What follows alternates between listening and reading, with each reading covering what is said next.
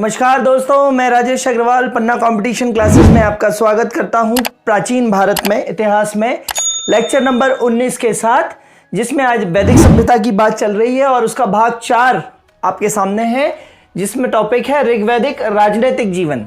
ऋग्वेद का राजनीतिक जीवन ही अपना टॉपिक रहेगा आज का। ठीक है दोस्तों, अब ऋग्वैदिक आर्य जो थे वो अस्थिर थे। ऋग्वैदिक आर्य, अपने को मालूम है, पशु चराना और युद्ध करना मुख्य काम था। कृषि बिल्कुल आरंभिक स्टेज में थी, कृषि करते नहीं थे। तो ऋग्वैदिक आर्य अस्थिर थे। राजनीतिक जीवन कबीलाई आदर्शों पर, समतामूलक भाईचारा, इस पर राजनीतिक जीवन आधारित था इनका पूरा। ठीक है। आर्यों की सबसे बड़ी प्रशासनिक इकाई जो थी वो राष्ट्र थी। आर्यों की सबसे बड़ी प्रशासनिक इकाई क्या थी? राष्ट्र। मतलब आर्य जितने क्षेत्र में फैले थे वो पूरा क्या कहलाता था? राष्ट्र। और राष्ट्र जो है वो कई जनों में विभक्त था। जैसे आज जो है राष्ट्र जो है वो राज्य में विभक्त है, राज्य जो है वो संभागों में विभक्त है, संभाग जो है वो जिले में विभक्त है, जिले जो है वो विकास खंडों में विभक्त है, विकास खंड जो है वो तहसीलों में विभक्त है ना। तहसील जो है वो हल्के में विभक्त है और हल्का जो है वो ग्राम में विभक्त है। इस तरीके से तो आर्यों की सब प्रशासनिक इकाइयां एग्जाम में पूछे, प्री में पूछे, मेंस में पूछे, कहीं भी पूछे, तो आर्यों की सबसे बड़ी प्रशासनिक इकाई राष्ट्र थी। और राष्ट्र जो है वो कई जनों में विभक्त था। ठीक है। राष्ट्र किसमें विभक्त था? आज के राज्यों में। आज का राज्य मतलब जनों में विभक्त था। और ध्यान देंगे दोस्तों, उस समय कबीलों को ही जन कहते थे। कबीले ही क्या कहलाते थे? जन कहलाते थे। तो जन मतलब कबीला। ठीक है। तो अब अपन कंक्लूजन निकाल सकते हैं कि आर्यों की प्रशासनिक इकाइयों का घटता क्रम इस प्रकार से है। आर्यों की प्रशासनिक इकाइयों का घटता हुआ क्रम क्या है दोस्तों? सबसे बड़ा राष्ट्र, फिर राष्ट्र कई जनों में बटा हुआ है। हर एक जन किस में बटा है? विश्व में बटा है। हर एक विश्व किस में बटा है? कई सारे ग्रामों में। और हर एक ग्राम में कई सारे कुल होते हैं। या उल्टा चलूं मैं तो, कई सारे कुल मिलके बनाते हैं एक ग्राम, और कई सारे ग्राम मिलके बनाते हैं एक विश्व, और कई सारे विश्व मिलके बनाते हैं एक जन, और कई सारे जन मिलके बनाते हैं राष्ट्र। या कई सारे जन मतलब कबीला, तो कई सारे कबीला मिलके बनाते हैं आर्यों की प्रशासनिक इकाई सबसे बड़ी जो है वो राष्ट्र। ठीक है। तो ध्यान देंगे, जन का जो प्रमुख होता था, जन मतलब कबीला, कबीला का जो प्रमुख होता था वो जनस्य गोपा कहलाता था या राजन कहलाता था। जन का प्रमुख क्या था? जनस्य गोपा। विश्व का प्रमुख था विश्वपति, ग्राम का प्रमुख था ग्रामीणी, और कुल का प्रमुख था कुलप। फिर से बताता हूं दोस्तों, जन का प्रमुख जनस्य गोपा, विश्व का प्रमुख विश्वपति, ग्राम का प्रमुख ग्रामीणी, और कुल का प्रमुख कुलप।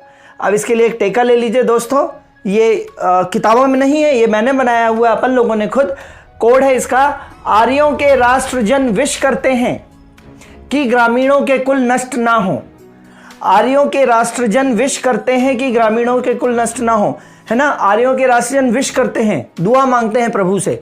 क्या दुआ मांगते हैं? कि ग्रामीणों के कुल नष्ट ना हो। विश करना मतलब हम विश करते हैं ना, हैप्पी बर्थडे, है ना, live long, get well soon, ये विश करते हैं हम। तो आर्यों के राष्ट्रजन विश करते हैं कि ग्रामीणों के कुल नष्ट ना हो।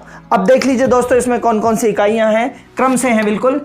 आर्यों से मतलब है आर्यों की प्रशासनिक इकाई, और पहली इकाई है सबसे बड़ी राष्ट्र, फिर जन, फिर विश्व, है ना, और फिर ग्रामीण, और फिर कुल। राष्ट्र, जन, विश्व, ग्राम और कुल।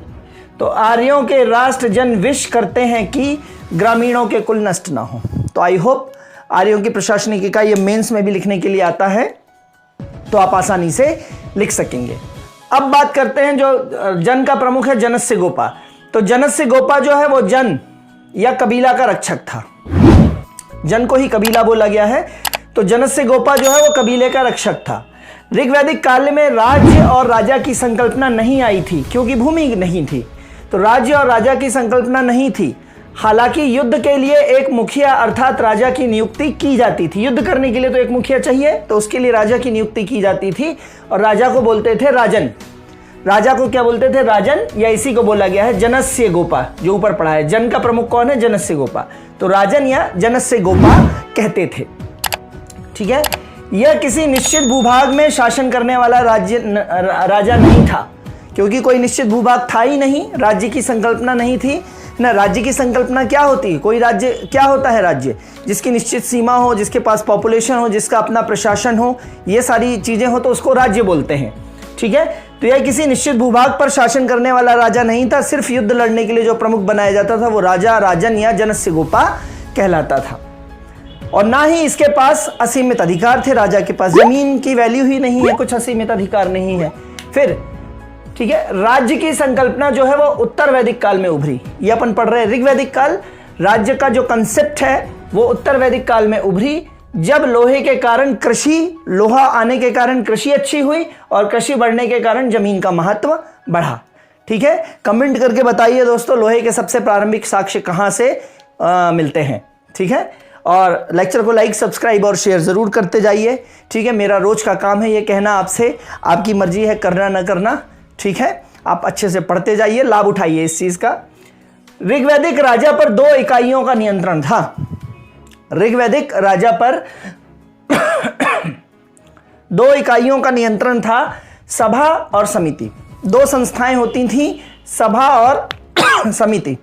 समिति क्या होती थी? सॉरी, राजन के चुनाव से लेकर, यानी कि जनस्य गोपा के चुनाव से लेकर उसके द्वारा लिए गए निर्णयों पर समिति का प्रभाव था। राजा का चुनाव करवाना हो और उसके द्वारा निर्णय लिए जाएंगे तो किसकी सलाह से लिए जाएंगे? समिति की सलाह से लिए जाएंगे। ऋग्वेद में समिति शब्द का 9 बार उल्लेख हुआ है। कितने बार उल्लेख हुआ है? 9 बार उल्लेख हुआ है। यह सभा से महत्वपूर्ण थी। समिति, ध्यान देंगे, सभा से महत्वपूर्ण थी। जैसे कल के लेक्चर में, इसके पहले लेक्चर में मैंने आपको बताया था कि सुरा से ज्यादा महत्वपूर्ण थी सोम। सुरा को खराब समझते थे, सोम को अच्छा समझते थे। ऐसे ही समिति ज्यादा अच्छी थी, सभा कम महत्वपूर्ण थी और कबीले के वयस्क लोगों से मिलकर बनती है। जैसे कि आज की डेट में ग्राम सभा का कंसेप्ट है। आज की डेट में ग्राम सभा कैसे बनती है? गांव के 18 वर्ष से ऊपर सभी व्यक्ति जो मतदाता सूची में जिनका नाम दर्ज है वो ग्राम सभा बनाते हैं। ठीक है, तो यही समिति थी, कबीले के वयस्क लोगों से मिलकर बनती थी। ये ठीक आज की लोकसभा के जैसी थी, जो जनता के लिए अधिकार उठाती है, लोकसभा के जैसी थी आज की। इसके बाद सभा, सभा का 8 बार उल्लेख आया है ऋग्वेद में और कबीले के वयोवृद्ध एवं कुलीन लोगों से बनती थी। सभा क्या होती है? सभा लगाए बैठे हैं। कौन सभा लगाए बैठे हैं? है ना, समिति लगाए नहीं बैठते, सभा लगी है। किसकी? बड़ों की सभा लगी है, कुलीन लोगों की सभा लगी है और वयोवृद्ध लोगों की सभा लगी है। राजा का राज्याभिषेक भी किया जाता था।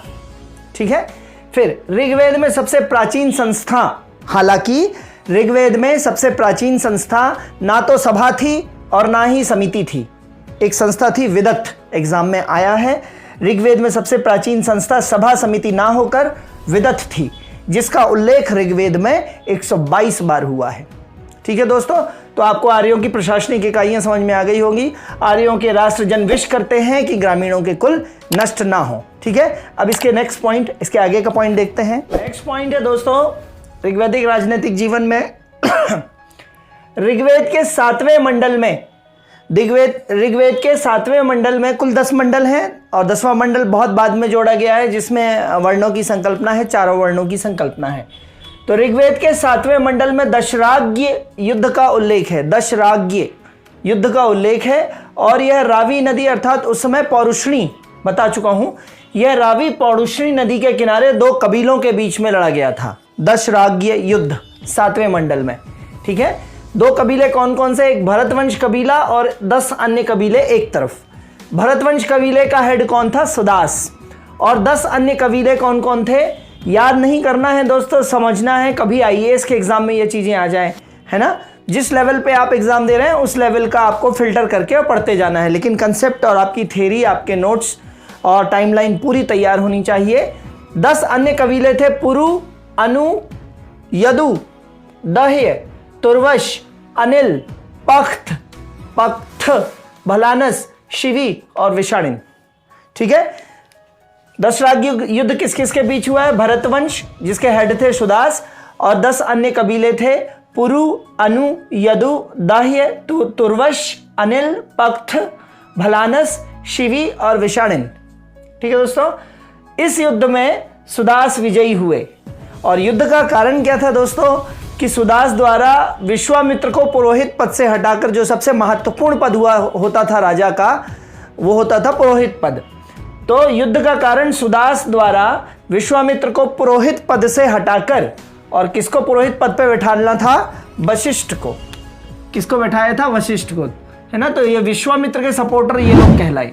तो विश्वामित्र को पुरोहित पद से हटाकर और वशिष्ठ को बैठा दिया था, इसलिए ये युद्ध हुआ था, दशराग्नि युद्ध। नेक्स्ट पॉइंट दोस्तों, राजा के पदाधिकारी बहुत सारे हुआ करते थे और राजा के पदाधिकारियों में सबसे महत्वपूर्ण था पुरोहित। राजा के पदाधिकारियों में सबसे ज्यादा महत्वपूर्ण कौन था? पुरोहित। इसी कारण तो युद्ध हो गया ऊपर, ठीक है। इसमें कर्मरा अपन पहले देख चुके हैं, कर्मरा मतलब धातुकर्मी, है ना, कर्म से मतलब धातु, कर्म धातुकर्मी।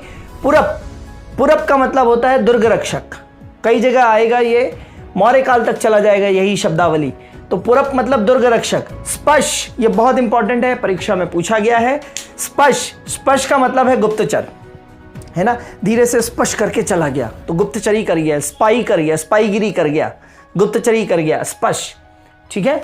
हर एक काल के गुप्तचर हैं, जैसे आप सल्तनत काल में पढ़ेंगे तो मुल्हियान पढ़ेंगे, वहाँ बरीद पढ़ेंगे, ठीक है। तो मध्य भारत में मैं आपको ये पढ़ाऊंगा, मुल्हियान, बरीद, अलाउद्दीन की गुप्तचर व्यवस्था जब बताऊंगा। तो स्पश का मतलब गुप्तचर। और सबसे इंपॉर्टेंट सूत, सूत का मतलब होता है रथ, रथ हाँकने वाला। आपने कभी महाभारत में सुना होगा कि कर्ण को कई बार जो लोग होते थे, उसके विरोधी लोग, उसको चढ़ाने के लिए बुलाते थे सूत पुत्र कर्ण। शूद्र पुत्र नहीं, सूत पुत्र कर्ण। सूत पुत्र कर्ण क्यों? क्योंकि कर्ण के जो पिताजी थे वो रथ चलाते थे, रथ हाँकते थे किसी का, तो सूत पुत्र कर्ण बोला गया। तो सूत मतलब रथ हाँकने वाला, ठीक है। तो कई बार शब्दावलियां जो होती हैं वो जनरल डे बाय डे की लैंग्वेज से भी आपको समझ में आती हैं। जैसे अभी पिछली पीएससी में, एमपीपीएससी में एक प्रश्न आया था कि वो आया था, पैर में जो जूती पहनते हैं, है ना, तो पनिया, पनिया, पनिया मतलब पैर में पहनने वाली जूती, ठीक है ना। तो इस तरीके से प्रश्न आया था। स्थायी सेना नहीं थी, है ना, ध्यान देंगे। ऋग्वैदिक काल में कबीलों के पास स्थायी सेना नहीं थी। कबीले के लोगों को मिलाकर ही छोटी छोटी अस्थायी टोलियां बना ली जाती थीं। और ध्यान दीजिए, जिस तरीके से आज आप Assam rifles, Kumaon regiment, Sikh regiment, है ना, ये सब पढ़ते हैं, उसी तरीके से उन टोलियों के नाम थे सर्द, व्रात और गण नामक सैनिक टोलियां उल्लेखनीय हैं, है ना। ऋग्वैदिक काल में कौन कौन सी कबीले की टोलियां जो है सैनिक टोलियां उल्लेखनीय हैं? तो सर्द, ब्रात और गण, सर्द, ब्रात और गण, ठीक है। तो ये उल्लेखनीय सैनिक टोलियां हैं कुछ, ठीक है। फिर कानून व्यवस्था भी थी ऋग्वैदिक काल में। अपराधी को बोला जाता था जीव ग्रभ, जीव ग्रभ, ठीक है, जीव ग्रभ। और पुलिस को बोला जाता था उग्र। तो यहां पे दोस्तों अपनी समाप्त होता है ऋग्वैदिक काल का राजनीतिक जीवन। कल लास्ट लेक्चर भाग नंबर 5, वैदिक सभ्यता भाग नंबर 5 में ऋग्वेद में अपन बात करेंगे धार्मिक जीवन। बहुत इंपॉर्टेंट है, वरुण देवता क्या है, अग्नि देवता क्या है, यम देवता क्या है ना, बारिश के देवता कौन है, ये सारी बातें करते हुए। और कल ऋग्वैदिक काल का अंत करेंगे, फिर वैदिक साहित्य की बात करेंगे और उसके बाद फिर उत्तर वैदिक काल करते हुए आगे बढ़ते रहेंगे अपन, ठीक है दोस्तों। लेक्चर लाइक, सब्सक्राइब और शेयर करते रहिए। और डिस्क्रिप्शन में नीचे इंस्टा और टेलीग्राम की लिंक दी हुई है, तो वहाँ से भी जुड़िए, ठीक है। पीडीएफ आपको मिलेगी, बस इत्मीनान से आप पढ़ते रहिए। 10-10, 15-15 मिनट का समय निकाल के। एकदम से लोड आएगा आपके पास, नहीं तो कोई एग्जाम आएगा तो, ठीक है। स्टडी को एंजॉय कीजिए, ठीक है। ये एकदम इस भयंकर गर्मी में ये ठंडी हवा की भांति है ये स्टडीज़, ठीक है। ये आपसे कुछ लेगी नहीं, आपको कुछ दे के ही जाएगी, ठीक है। इन्हीं शब्दों के साथ मैं अपनी बात आज समाप्त करता हूँ। धन्यवाद, गुड बाय, जय हिंद दोस्तों।